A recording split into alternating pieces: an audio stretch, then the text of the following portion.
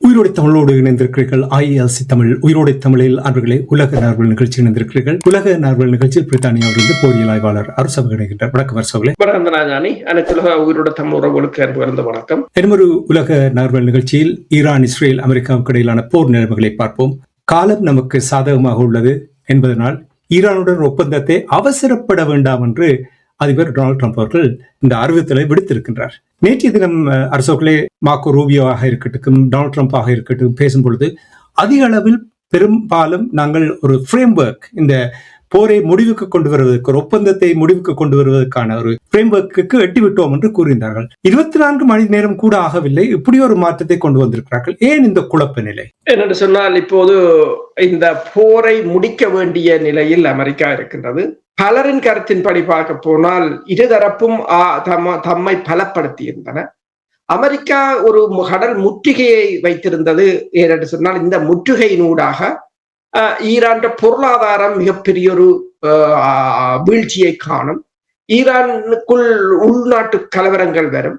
Iran அரசு கவிழலாம் என்று அவர்கள் யோசித்தார்கள். ஆனால் அது எதுவும் நடக்கவில்லை. இப்ப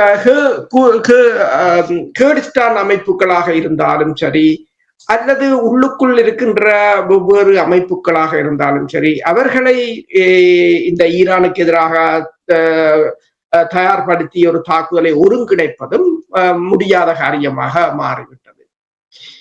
இந்த நிலையில் தான் இப்போது தொடர்ச்சியாக இந்த அமெரிக்காவின் கடல் முற்றுகையை வைத்திருக்க முடியாது. அதற்குரிய செலவுகளும் அதிகம். எனவே ஏதாவது ஒரு டீலுக்கு இதை இந்த வளைகுடா நாடுகளும் உலக நாடுகளும் இந்த பொருளாதார சுமையை ஏற்க முடியாத ஒரு நிலைமை இருக்கிறதால் இப்போது ஏதாவது ஒரு டீலுக்கு வர வேண்டிய ஒரு நிலைக்கு அமெரிக்கா வந்திருக்கிறது. ஆனால் பிரச்சனை என்னவென்று சொன்னால், இங்கு என்ன சொல்கிறார்கள் என்று சொன்னால், இரண்டு பிரச்சனைகளில் சிக்கி இருக்கிறார்கள். ஒன்று லெபனான். இஸ்ரேல் கேட்கிறது, தான் எப்போது இணைத்தாலும் லெபனானை தாக்குவதற்கான தனக்கொரு அந்த டீலில் ஒரு ஷரத்து வேண்டும் என்று. அடுத்ததாக இந்த பணம், அதாவது அமெரிக்காவால் தடுத்து வைக்கப்பட்டிருக்கின்ற ஃப்ரோசன் அசெட் என்று சொல்றது ஈரான். ஈரான் அதில் மிகவும் பிடிவாதமாக நிற்கிறதாக கூறுகிறார்கள். ஈரான் கூறுகிறது, அதை விடுவிக்காது நீங்கள் எந்த விதமான ஒரு உடன்பாட்டுக்கு நான் வரப்போவதில்லை என்று கூறியதாக இந்த சேனல் 12 என்ற இஸ்ரேல் ஊடகம் தெரிவித்திருக்கின்றது. அதே சமயம் இந்த உடன்பாட்டில் தெஹ்ரானுக்கும் வாஷிங்டனுக்கும் இடையிலான சாத்தியமான ஒப்பந்தம் குறித்த விவாதத்துக்கு நெத்தனியாகு இப்போது தடை விதித்திருக்கிறார் தங்கள் நாட்டு உறுப்பினர்களை. அதாவது தெஹ்ரானுக்கும் வாஷிங்டனுக்கும் இடையிலான சாத்தியமான ஒப்பந்தம் குறித்த விவாதிப்பதை தவிர்க்குமாறு அமைச்சர்களுக்கு இஸ்ரேலிய பிரதமர் நெத்தனியாகு உத்தரவிட்டதாக இஸ்ரேலிய தொலைக்காட்சி சேனல் 14 செய்தி வெளியிட்டிருக்கிறது. அதே சமயம் அவர்கள் என்ன கூறுகிறார்கள் என்று சொன்னால், இப்போது நெத்தனியாகுவின் பிரமாண்டமான போர்க்கால பேச்சுக்கள் அதிகாரபூர்வமாக ட்ரம்பின் யதார்த்தத்தை சந்தித்திருக்கின்றன. அவர்கள் என்ன கூறுகிறார்கள் என்று சொன்னால், நீங்கள் பேச்சுக்களுக்கு சொல்லலாம், அணு ஆயுதத்தை விட வேண்டும், பாலிஸ்டிக் ஏவுகணைகளை தயாரிக்க கூடாது, எல்லாத்தையும் டிஸ்மேண்டில் பண்ண வேண்டும், அப்படி இப்படி என்று சொல்லலாம். ஆனால் யதார்த்தம் வேறுபட்டது என்பதை இப்போது சந்தித்திருக்கிறார்கள் என்று சொல்லியும், அதாவது வெறும் 2 மாதங்களுக்கு முன்பு இந்த நெத்தனியாகு ஒரு முழுமையான மூலோபாய தலைகீழ் மாற்றத்துக்கு உறுதி அளித்திருக்கிறார் என்றும், இஸ்ரேலியர்களிடம் அவர் ஆட்சியை நசுக்கும் வரையிலும், அதாவது ஈரானின் ஆட்சியை நசுக்கும் வரையிலும், ஈரானின் பாலிஸ்டிக் ஏவுகணைகளை முற்றாக அழிக்கும் வரையிலும், அல்லது அணு ஆயுத யுரேனியத்தை நிரந்தரமாக அகற்றும் வரையிலும் போர் முடிவடையாது என்று கூறியிருந்தார். ஆனால் இப்போது ட்ரம்ப் ஒரு ஒப்பந்தம் செய்வதால் இலக்குகள் மாறி இருக்கிறது மட்டுமல்லாது, அந்த அவருடைய பேச்சுக்களில் போடப்பட்ட கோரிக்கைகளும் சுருங்கி இருப்பதாக கூறப்படுகிறது. அதாவது இன்றைய அறிக்கையில் ஒரு வரலாற்று சிறப்பு மிக்கதான பிரச்சாரத்தை மிகவும் எளிமையாக ஒன்றாக குறைத்து விட்டதாக இஸ்ரேலிய ஊடகங்கள் போடுகின்றன. ஈரானுடனான எந்த ஒரு இறுதி ஒப்பந்தமும் அணுசக்தி அச்சுறுத்தலை அகற்ற வேண்டும் என்று நானும் ட்ரம்பும் ஒப்புக்கொண்டோம் என்றுதான் இப்போது கூறியிருக்கின்றார். அதாவது ஒரே ஒரு கோரிக்கை தான் இப்போது அவர்களால் வைக்க முடிந்திருப்பதாகவும், அதாவது இந்த ஈரானிடமிருந்தான அணு ஆயுத அச்சுறுத்தலை மட்டும் இல்லாது செய்வதே தவிர மற்றவற்றுக்கு அவர்கள் எதையும் சொல்லவில்லை என்று கூறப்படுகிறது. இதே சமயம் ஒபாமா காலத்தில் இருந்த செனட்டர் அமெரிக்காவின் அவர் கூறியிருக்கின்றார், ஒபாமாவின் அணுகுமுறைக்கும் ட்ரம்பின் அணுகுமுறைக்கும் கடும் வேறுபாடு. ஒபாமா முதலில் தடையை நீக்கிவிட்டு பிறகு ஒப்பந்தத்துக்கு போனார். அது இஸ்ரேலுடன் ஈரானுடன் அவ்வாறான ஒப்பந்தத்தை மேற்கொள்ளக்கூடியதாக இருந்தது. ஆனால் ட்ரம்ப் படைத்துறை அழுத்தத்தை மேற்கொண்டு விட்டு ஒப்பந்தத்துக்கு போகிறார். அப்ப இது அதனால்தான் அது மிகவும் தோல்வியில் முடிவடைந்திருப்பதாக அவர் கூறியிருக்கிறார். தோல்வியில் முடிந்தாலும் அரசர்களே, நீங்கள் கூறியது குறைஞ்சபட்சம் நீங்கள் 2-3 தடவைகள் எனக்கு கூறினீர்கள். வேறு ஆய்வாளர்களும், நான் சொல்வது சர்வதேச ஆய்வாளர்களும் கூறிய, அதாவது டொனால்ட் ட்ரம்ப் எதிர்பார்ப்பது ஒபாமாவிலும் பார்க்க தன்னுடைய ஒப்பந்தம் சிறந்த ஒரு ஒப்பந்தமாக இருக்க வேண்டும். இப்பொழுது அவர் வாயை திறந்திருக்கின்றார். நான் ஈரானுடன் ஒப்பந்தம் செய்தால் அது முன்னாள் அமெரிக்க அதிபர் பராக் ஒபாமா செய்வதை விட மிகவும் நல்ல ஒரு ஒப்பந்தமாக இருக்கும் என்று இப்பொழுது டொனால்ட் ட்ரம்ப் அவர்கள் வாய் திறந்து சொல்லி இருக்கின்றார். என்னுடைய கேள்வி என்னவென்று சொன்னால், 2 விடயங்களை நீங்கள் இப்பொழுது கூறுங்கள். நேற்று அவர்கள் பேசிய விடயமும் இன்று பேசிய விடயத்தை நீங்கள் கூறும் பொழுது இதற்கிடையில் ஒரு நாரதர் தன்னுடைய விளையாட்டை காட்டியிருக்கிறார் போல் தெரிகின்றது. டொனால்ட் ட்ரம்ப் அவர்களுடன் பெஞ்சமின் நெட்டன்யாகு அவர்கள் தொலைபேசியில் உரையாடி இருக்கின்றார் நேற்று இரவு.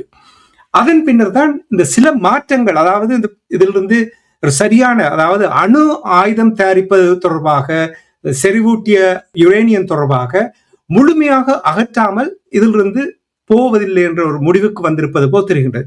இது சாத்தியமா? ஈரான் விட்டு கொடுக்குமா? உண்மைதான். என்று சொன்னால் ஈரான் இப்போது ஒரு அமெரிக்கா போரை விரும்புகிறதோ இல்லையோ, இப்போது ஈரான் ஒரு போரை விரும்புகிறது. அதுதான் யதார்த்தம். என்னென்று சொன்னால் ஈரான் தன்னை மிக பலப்படுத்தி விட்டது. ஈரானிடம் போதுமான அளவு, அதாவது பேராசிரியர் மராண்டி கூறியது போல பல ஏவுகணைகளை இன்னும் அவர்கள் பயன்படுத்தவே இல்லை. ஆள் இல்லாத தாக்குதல் விமானங்களை கூட அவர்கள் அதிக அளவில் வைத்திருக்கிறார்கள். இப்ப அவர்களுக்கு இப்போது ஒரு போர் தேவையாக இருக்கின்றது. ஆனால் அமெரிக்கா இந்த போரை தாங்குமா என்ற ஒரு நிலைதான் இருக்கின்றது. நீங்கள் கூறியது போல ஈரான் எந்தவித விட்டுக் கொடுப்புக்கு முணங்காது என்பதில் தெளிவாகவே இருக்கின்றது. எனவேதான் அவர்கள் இந்த நிதியை கூட விடுவிக்க வேண்டும், இல்லை என்று சொன்னால் தாங்கள் ஒரு டீலுக்கு வரவில்லை என்று கூறியிருக்கிறார்கள். இந்த போர் ஆரம்பிக்க முன்னர் இருந்த பலத்துக்கும் இப்ப அமெரிக்காவின் பவருக்கும் இப்ப இருக்கிற பவருக்கும் கடும் வேறுபாடு இருக்கின்றது. அப்போது ஓரளவு அமெரிக்காவின் பேச்சுக்களை கேட்டு அவர்கள் ஜெனீவாவுக்கு போனார்கள், கட்டாருக்கு போனார்கள், என்று ஓமானுக்கு போனார்கள் என்று பேச்சுக்களுக்கு அவர்கள் போனார்கள். ஆனால் இப்போது அவர்களுக்கு அந்த போரில் அவர்கள் அமெரிக்காவை எதிர்கொண்ட விதம் உலக மட்டத்திலும் மட்டுமல்லாது ஈரானுக்குள்ளும் ஒரு நம்பிக்கையை ஏற்படுத்தி இருக்கின்றது. எனவேதான் இந்த யுரேனியம் தொடர்பான விவகாரத்தில் ஈரான் விட்டுக் கொடுக்காதென்றே கூறப்படுகிறது. எனவேதான் இப்போது கூறியிருக்கிறார்கள், ஈரானின் படைகள், அதாவது ஏவுகணை படைகள், பாலிஸ்டிக் ஏவுகணை திட்டம் மற்றும் ஆட்சி மாற்றம் ஆகியவற்றை சிதைப்பதாக நோக்கத்தை கொண்ட இஸ்ரேலின் திட்டம் இப்போது இல்லாமல் போய்விட்டது என்று கூறியிருக்கிறார்கள். தோல்வி என்பது இப்படித்தான் இருக்கும் என்றும், நெத்தனியாகு இப்போது என்ன கூறுகிறார் என்று சொன்னால், ஈரானுடனான எந்த ஒரு இறுதி ஒப்பந்தமும் அணு ஆயுத அச்சுறுத்தலை அகற்ற வேண்டும், அதாவது யுரேனியத்தை அகற்ற வேண்டும் என்பதிலிருந்து இறங்கி இப்போது அச்சுறுத்தலை அகற்ற வேண்டும் என்ற நிலைக்கு அதை கொண்டு முடித்திருக்கிறார்கள். இதே சமயம் இன்னொரு அமெரிக்க ஊடகம் போட்டிருக்கிறது, அமெரிக்கா இஸ்ரேலை இந்த பேச்சுவார்த்தையில் இருந்து ஃப்ரீஸ் பண்ணி வைத்திருக்கிறது, புறம் தள்ளி இருக்கிறதாகவும் சில ஊடகங்கள் தெரிவித்திருக்கின்றன. நீங்கள் பார்த்தீர்கள் என்று சொன்னால், இந்த தற்போதைய பேச்சுக்களின் போது ஈரான் எந்த விதமான விட்டுக் கொடுப்புக்கும், ஈரான் தனது கோரிக்கைகளில் இருந்து எந்த விதமான விட்டுக் கொடுப்பையும் ஈரான் இதுவரையில் மேற்கொள்ளவில்லை. அமெரிக்கா அச்சுறுத்தல்களை மேற்கொண்டாலும், தாங்கள் தாக்குவோம், 24 மணி நேரத்தில் தாக்குவோம், 34 மணி நேரத்தில் தாக்குவோம், 2 வாரங்களில் தாக்குவோம் என்றாலும் அவர்களாலும் தாக்க முடியாத ஒரு இக்கட்டான நிலையில் தான் இருக்கிறார்கள். பிரச்சனை இங்கு என்னவென்று சொன்னால் இருதரப்பிலும் ஒன்று அமெரிக்காவுக்கு தனது படைபலம் இந்த கடற்படை முற்றுகையை அவர்களால் தொடர்ச்சியாக தொடர முடியாத ஒரு நிலை. இரண்டாவது உலகத்தின் பொருளாதாரத்துக்கு இவர்கள் பதில் சொல்லியே ஆக வேண்டிய ஒரு நிலைக்கு வந்திருக்கிறார். அப்படி என்றால் இந்த ஹோர்முஸ் நீரிணையில் என்ன நடக்கின்றது உங்களுக்கு தெரியும். அதுதான் பெரிய ஒரு பாதிப்பை ஏற்படுத்தி கொண்டிருக்கின்றது. போர் இல்லாத நிலையில் ஹோர்முஸ் நீரிணை தான் பொருளாதாரத்தை முடக்கி கொண்டிருக்கின்றது. இதனுடைய நிலை என்ன? ஹோர்முஸ் நீரிணையில் இப்போது 33 கப்பல்கள் இன்றும் போனதாக கூறப்படுகிறது. ஈரானுக்கு பணத்தை செலுத்தி போகிறார்கள். அதற்குரிய காரணம் என்னென்று சொன்னால் ஈரானிடம் இப்ப உங்களுக்கு தெரியும், இந்த போரின் காரணமாக ஈரானில் மிகப்பெரிய செலவீனம், அதன் பணவீக்கம் அதிகரித்திருக்கின்றது. அந்த பணத்தை வசூலிப்பதற்காக அவர்கள் இப்போது கட்டணங்களை வசூலித்துக் கொண்டு கப்பல்களை அனுப்புகிறார்கள். அவ்வாறு அனுப்புகின்ற கப்பல்களில் தங்களின் எண்ணெய்களையும் விற்பனைக்கு அவர்கள் விற்பனை செய்கிறார்கள். எனவேதான் ஒவ்வொரு நாளும் இப்போது கிட்டத்தட்ட 25 தொடக்கம் 30 கப்பல்கள் வரை அந்த நீரிணையால் செல்வதை காணக்கூடியதாக இருக்கின்றது. அதே சமயம் ஹோர்முஸ் நீரிணையின் ஈரானின் செல்வாக்கின் கீழ் வைக்கும் எந்த ஒரு ஏற்பாடும் பிராந்திய அதிகார இயக்கவியலை வியத்தகு முறையில் மாற்றக்கூடும் என்று இந்த கடல்சார் நிபுணரான சால் மெக்கோக்லியன் கூறியிருக்கின்றார். அவர் ஒன்றை கூறியிருக்கின்றார், வளைகுடாவுக்கு வெளியே எண்ணெய் கப்பல்கள் இன்னும் தேங்கியுள்ளதாலும் மில்லியன் கணக்கான பீப்பாய்கள் தாமதமாகி உள்ளதாலும் ஹோர்முஸ் மீதான எந்த ஒரு சலுகையும் தெஹ்ரானுக்கு மிகப்பெரிய செல்வாக்கை கொடுக்கும் என்று அவர்கள் கூறுகிறார்கள். ஆனால் அதே சமயம் நீங்க பார்த்தீங்கன்னு சொன்னால் இன்று ஹோர்முஸ் நீரிணை ஹாமோஸ்கான் மாகாணத்தின் மீது இஸ்ரேலின் ஆள் இல்லாத விமானம் ஒன்று சுட்டு வீழ்த்தப்பட்டிருப்பதாக ஈரான் வான் பாதுகாப்பு படை தெரிவித்திருக்கின்றது. இந்த மாகாணத்தின் மீது பறந்த ஆர்பிட்டர் ட்ரோன் ஒன்றை தாங்கள் சுட்டு வீழ்த்தியதாகவும் உளவு மற்றும் வேவு பார்ப்பதற்காக பயன்படுத்தப்பட்டிருக்கலாம், அது இஸ்ரேலிய ட்ரோன் என்றும் ஈரான் வான் பாதுகாப்பு படை தெரிவித்திருக்கின்றது. இந்த ஆர்பிட்டர் ட்ரோன் மறைந்திருந்து தாக்கும் திறனையும் கொண்டது என்று சொல்லியும் அது மேலும் ஒரு சிறப்பு அமைப்பு மூலம், அதாவது ஏவுகணை மூலம் அதனை தாக்கி இருப்பதாகவும், ஆனால் அது எந்த ஏவுகணை என்றதை தாங்கள் ஈரான் கூறவில்லை என்று கூறப்படுகிறது. பந்தர் அப்பாஸில் நிலைநிறுத்தப்பட்டுள்ள தென்கிழக்கு ஈரானிய வான் பாதுகாப்பின் செயற்பாட்டு மேலாண்மை மண்டலத்தின் அதிகாரிகள் இந்த அமைப்பின் உதவியுடன் பாரசீக வளைகுடாவு மற்றும் தீவுகள் முதல் நாட்டின் முழு தெற்கு மண்டலத்தின் பாதுகாப்பையும் வான்வெளிக்குள் எந்த ஒரு விமானமும் ஊடுருவாதவாறு தாங்கள் பாதுகாத்து வருவதாக கூறப்படுகிறது. அதே சமயம் இந்த ட்ரோன்களின் பாகங்களையும் அவர்கள் வீடியோக்களில் போட்டிருக்கிறார்கள். இதே நேரம் நீங்கள் பார்த்தீர்கள் என்று சொன்னால் இந்த ஹோர்முஸ் நீரிணை நிலைமை போருக்கு முந்தைய நிலைக்கு திரும்பாது.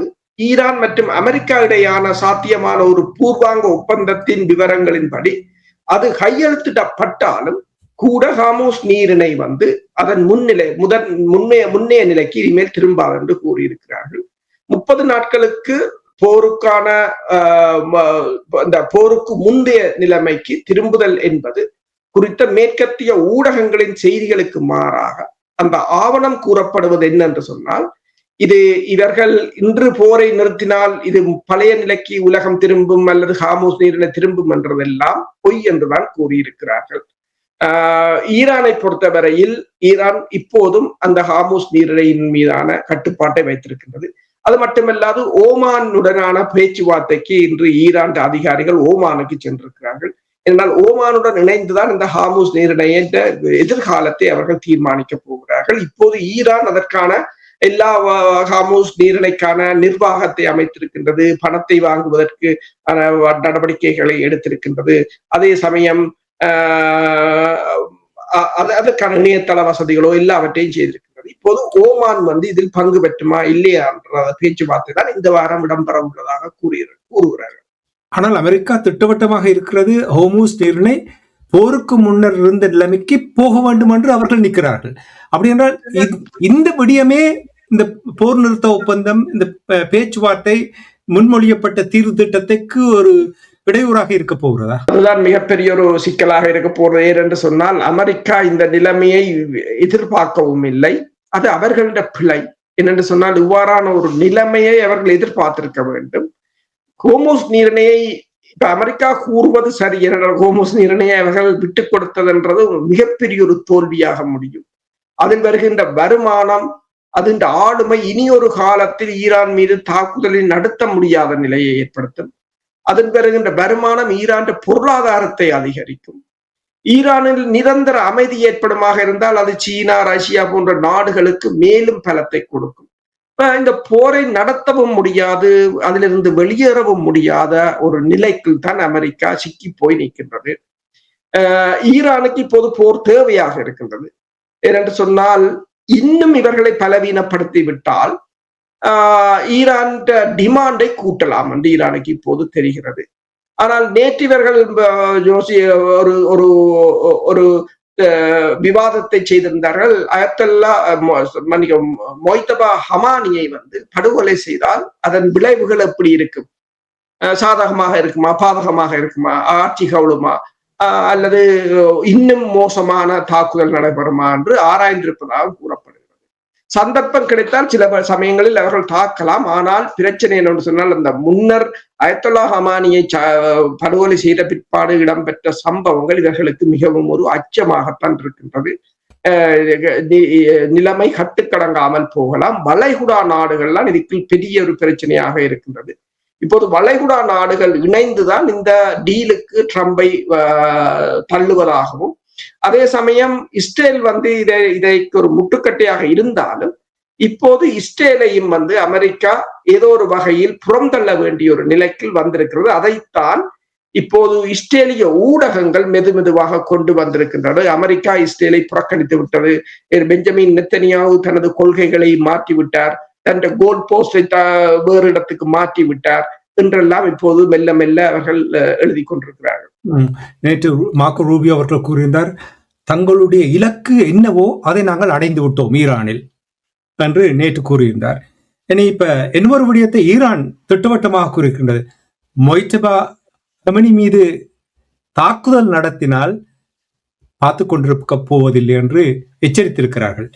இது என்ன செய்தியை கூறுகிறது ஈரானை பொறுத்தப்பட்டு? சுருக்கமாக கூறுங்க என்றால், இதுவரை காலமும் இவ்வாறான உரத்த குரலோடு அதிகாரத்தோடு செய்திகளை அவர்கள் விடுவதில்லை. ஆனால் இப்பொழுது ஒரு அதிகாரத்தோடு விடுவதை அவதானிக்கக்கூடிய இருக்கின்றது. என்ன செய்தியை கூறுகிறது? அதாவது இந்த ரஷ்ய அதிபர் புட்டின் ஒரு செய்தியை சொல்லியிருந்தார் இந்த உக்ரைன் போரின் போது. அதாவது மேற்குலகத்துக்கு எந்த லாங்குவேஜில் பேசினால், எந்த மொழியில் பேசினால் புரியும் என்பது எனக்கு மட்டும்தான் தெரியும் என்று. இப்போது அந்த லாங்குவேஜ் ஈரானுக்கும் தெரிந்திருக்கின்றது. அதாவது இவர்கள் என்ற திட்டம் என்ன? மனித உரிமைகளையோ போரியல் விதிகளையோ மதிப்பதில்லை. எந்த இடத்தையும் தாக்கலாம், குடிமக்களையும் தாக்கலாம், பொதுமக்களின் இடங்களையும் தாக்கலாம், உட்கட்டுமானங்களை தாக்கலாம், எல்லாவற்றையும் தாக்கிவிட்டு பயங்கரவாதத்துக்கு ஆதரவானவர்கள் என்று சொல்லிவிட்டு போகலாம். அதை ஈரான் இப்போது பின்பற்றுகிறது. எதையும் பார்ப்பதில்லை. ரயில்வே நிலையத்தையும் பார்ப்பதில்லை, எரிபொருள் நிலையங்களை சுத்திகரிப்பு நிலையத்தையும் பார்ப்பதில்லை, அணு சக்தி மின் நிலையையும் பார்ப்பதில்லை. எதையும் தாக்கக்கூடிய ஒரு நிலை. எனவே அதை இப்போது அவர்களுக்கு ஒரு வெற்றி வாய்ப்பை கொடுத்திருக்கின்றது. அதாவது மேற்குலகமும் இஸ்ரேலும் இவ்வளவு காலமும் பயங்கரவாதிகள் என்று சொல்லிவிட்டு தாங்கள் நினைத்ததை தாக்கி, அதாவது மக்களை பெருமளவில் கொண்டு மக்களிட இடங்களை தாக்கி ஒரு கிளியை ஏற்படுத்தி அந்த நாடுகளை தகர்த்தார்களோ, அதே போல அந்த தலைவர்களை கொள்வது, அதாவது தலைவர்களை கொள்வதன் மூலம் ஒரு ஆட்சியை கவுக்கலாம் அல்லது ஆட்சியை மாற்றலாம் என்று நினைத்தார்களோ, இப்போது ஈரானும் அவ்வாறே செய்கின்றது என்று சொன்னால், ஒன்று விதிகளை மதிப்பதில்லை, இரண்டாவது ஒரு தலைவர் கொல்லப்பட்டாலும் பின்னுக்கு இருக்கின்ற தளபதிகளையும் இடைநிலை தலைவர்களையும் அடுத்த நிலைக்கு உடனடியாக நகர்த்துவதற்குரிய ஒரு சிஸ்டத்தை வடிவமைத்திருக்கின்றது. அது மட்டுமல்லாது பின்தள உதவியாக சீனாவும் ரஷ்யாவும் வடகொரியாவும் என்று சொல்லி அவர்களுக்கான உதவிகள், ஆயுத உதவிகளாக இருக்கலாம், சேட்டலைட் தொழில்நுட்பம், புலனாய்வு தொழில்நுட்பம் என்பதில் அவர்கள் மிகவும் மேன்தங்கிய நிலையில் இருக்கிறார்கள். இந்த 38 நாள் போரில் 42 அமெரிக்க விமானங்கள் இழக்கப்பட்டதும், $26 பில்லியன் அங்கு போருக்கும் இந்த விமானங்களாலும் செலவானதும், அமெரிக்கா வான்படையை கொண்டு இனி போர் நடத்த முடியாது என்று கடற்படைக்கு மாறியதும் ஈரானுக்கு ஒரு அனுகூலமாக போய்விட்டது. எனவேதான் நீங்கள் சொன்னது போல அந்த அவர்கள அந்த அறிவிப்பு வந்திருக்கின்றது. அதுதான் சற்று முன்னதாக வந்த செய்தி என்னவென்று சொன்னால், முக்கியமான பரஸ்பர உடன்படிக்கையிலிருந்து வாஷிங்டன் பின்வாங்கியுள்ளது என்று தெஹ்ரான் கூறியிருக்கின்றது. பார்ப்போம். இங்கே நாங்கள் அடிக்கடி கூறுவது போல் ஒரு டிங் டாங் பேட்டலாகத்தான் இருக்கின்றது. இந்த நேரத்தில் பொருளாதாரம் தொடர்பாக அரசோக்களே என்ன நிலைமை இப்பொழுது என்றதை கூறுவீர்களா? பொருளாதாரம் மிக ஒரு கடும் நெருக்கடியை சந்தித்திருக்கிறது. உங்களுக்கு தெரியும், ஆசிய நாடுகள் தான் இதில் கடுமையாக பாதிப்படைந்திருக்கின்றன. ஆனால் அதே சமயம் இப்போது அமெரிக்காவும் கடுமையாக பாதிக்கப்பட்டிருப்பதாக அல் ஜசீரா ஒரு ஆய்வை போட்டிருக்கின்றது. ஹார்மூஸ் நீரிணை மூடப்பட்டதன் காரணமாக இந்த டொனால்ட் ட்ரம்ப் பொருளாதார ரீதியாக அழுத்தத்தில் இருக்கிறார் என்று அது போட்டிருக்கிறது. எண்ணெய் விடயத்தில் அமெரிக்கா பெரும்பாலும் தன்னிறைவு பெற்றது என்று ட்ரம்ப் கூறுவது சரியாக இருந்தாலும் அது உலகளாவிய எண்ணெய் விலையின் தாக்கத்தை தடுக்காது என்று கூறியிருக்கிறார்கள். மக்கள் தங்கள் கார்களுக்கு எரிபொருள் நிரப்பவும் வீடுகளை சூடாக்கவும் அதிகமாக செலவு செய்வதால் அவர்கள் மற்ற விடயங்களுக்கு செலவு செய்வதில்லை. இது பொது பொருளாதாரத்தை பாதிக்கின்றது, மேலும் பணவீக்கத்தையும் அதிகரிக்கிறது என்று சொல்லி இதனால் ஒரு அரசியல் ரீதியான பின்விளைவும் ஏற்படுகிறது என்றும், ஒவ்வொரு முறையும் குடியரசுக் கட்சி செனட்டர்களும் அதாவது பிரதிநிதிகளும் தங்கள் மாவட்டங்களுக்கோ அல்லது மாநிலங்களுக்கோ திரும்ப செல்லும் போது அவர்களை விட அதிக செலவு பிடிக்கும் மசோதாக்களை கொண்ட மக்களை, அதாவது மசோதாக்களை கை கொடுக்கும் மக்களை அவர்கள் எதிர்கொள்ளதாகவும் கடும் விமர்சனங்களை சந்திப்பதாகவும் கூறப்படுகிறது. டொனால்ட் ட்ரம்ப் விடயங்களை எளிதாக்குவதாக வாக்குறுதி அளித்திருந்தாலும் வாக்குறுதி அளித்ததால் தான் தேர்ந்தெடுக்கப்பட்டார். ஆனால் அவர் விடயங்களை எளிதாக்குவதாக பலரும் இப்போது நினைக்கவில்லை. அவர் மேலும் விடயங்களை சிக்கலாக்குகிறார் என்றுதான் நினைக்கிறார்கள்.